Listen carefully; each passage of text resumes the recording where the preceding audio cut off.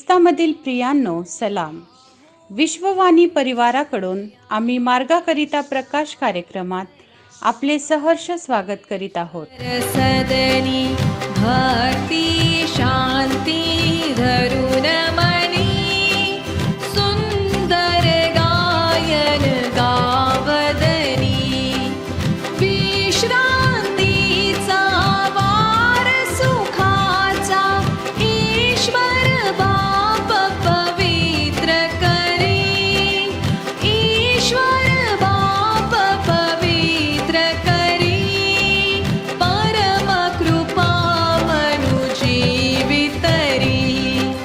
घडी भर विसरून विषय जगाचे विमल मने करू ध्यान तयाचे जगदीशाचे स्तवन करू जय जयकारे गगन भरू विश्रांतीचा वार सुखाचा ईश्वर बाप पवित्र करी ईश्वर बाप पवित्र करी परम कृपा मनुजीवितरी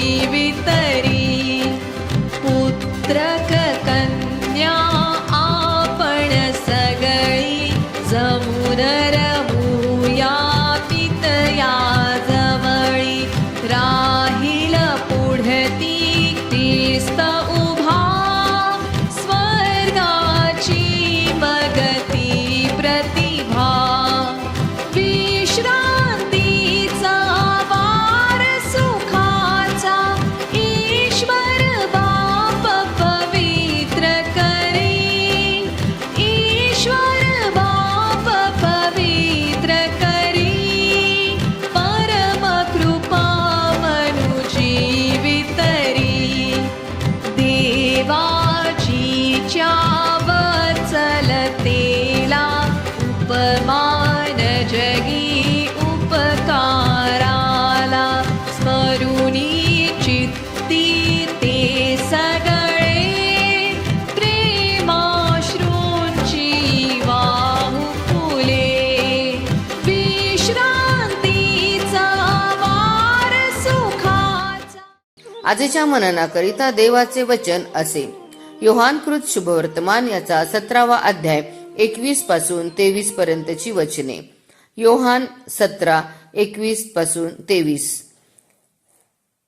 की त्या सर्वांनी एक व्हावे, हे माझ्या बापा, जसा तू माझ्यामध्ये व मी तुझ्यामध्ये, तसे त्यांनीही तुझ्या माझ्यामध्ये एक व्हावे, कारण तू मला पाठविले असा विश्वास जगाने धरावा. तुझे गौरव मला दिले आहे ते मी त्यांना दिले आहे, यासाठी की जसे आपण एक आहो तसे त्यांनीही एक व्हावे, म्हणजे मी त्यांच्यामध्ये व तू माझ्यामध्ये, यासाठी की त्यांनी एक होऊन पूर्ण व्हावे. आणि ह्यावरून जगाने समजून घ्यावे की तू मला पाठविले आणि जशी तू माझ्यावर प्रीती केली तशी त्यांच्यावरही प्रीती केली.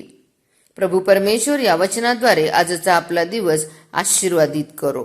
प्रिय प्रभूच्या सर्वसमर्थी नावाला धन्यवाद असो की आजची ही सुंदर वेळ पवित्र परमेश्वराने आपण प्रत्येकांच्या आयुष्याला जोडले.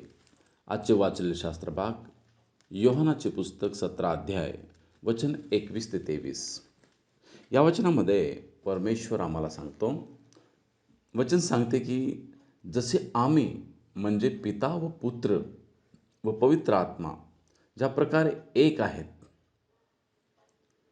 त्याचप्रमाणे परमेश्वर आम्हालाही एक व्हा अशी आवाहन करतो आहे. आम्हालाही परमेश्वर सांगतो की एक व्हा. प्रभू येशूची ही इच्छा आहे की आपण एक व्हावे. आज आपण एक होतो किंवा एक होतो काही विशेष वेळेकरिता किंवा एक होतो भांडणाकरिता, पण प्रभू आपणास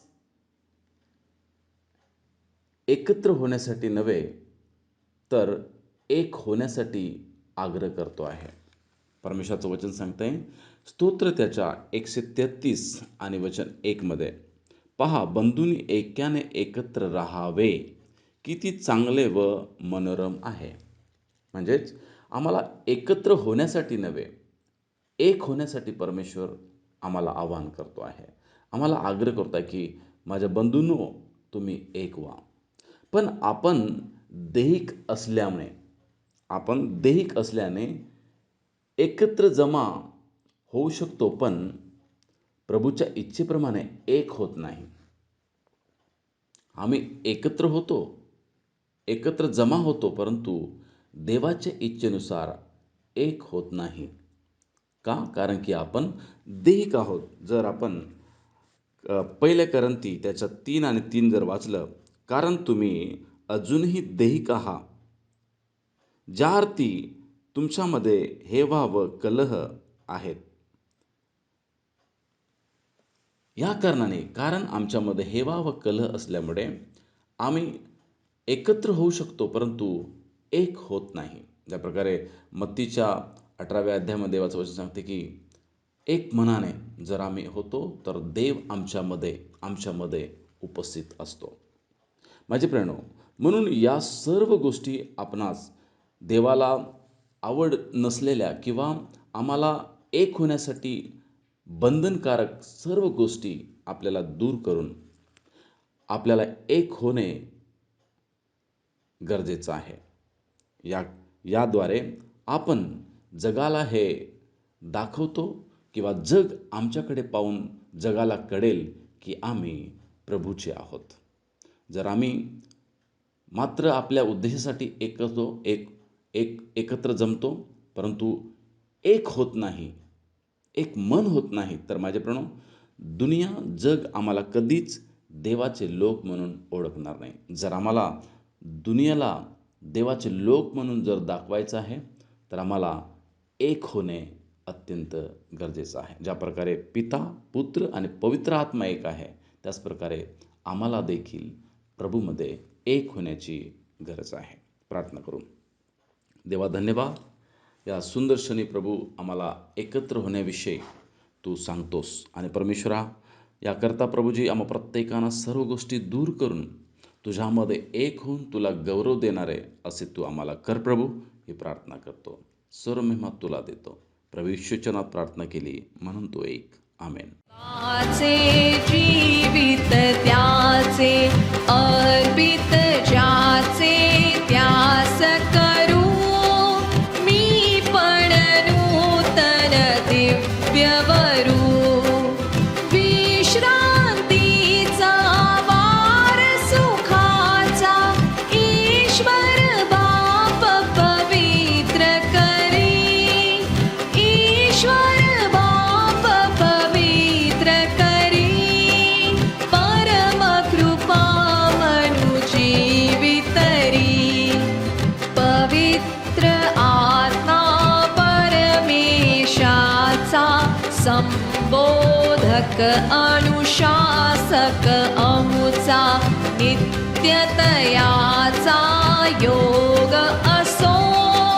ख्रिस्त सदा हृदयात वसो. विश्रांतीचा वार सुखाचा ईश्वर बाप पवित्र करी. ईश्वर बाप पवित्र करी. परम कृपा मनु जीवितरी. त्याप्रमाणे तुमचा प्रकाश लोकांसमोर असा पडू द्या की त्यांनी तुमची सत्कर्मे पाहून तुमच्या स्वर्गातील पित्याचे गौरव करावे. आपल्या प्रार्थना विनंत्या कोणत्याही वेळेस विश्ववाणी प्रार्थना केंद्राला टोल फ्री नंबरद्वारे कळवू शकता. आमचा टोल फ्री नंबर 1-800-2700-333. आम्ही आपणासाठी या नंबरवर प्रार्थना करण्यास उपलब्ध आहोत. धन्यवाद.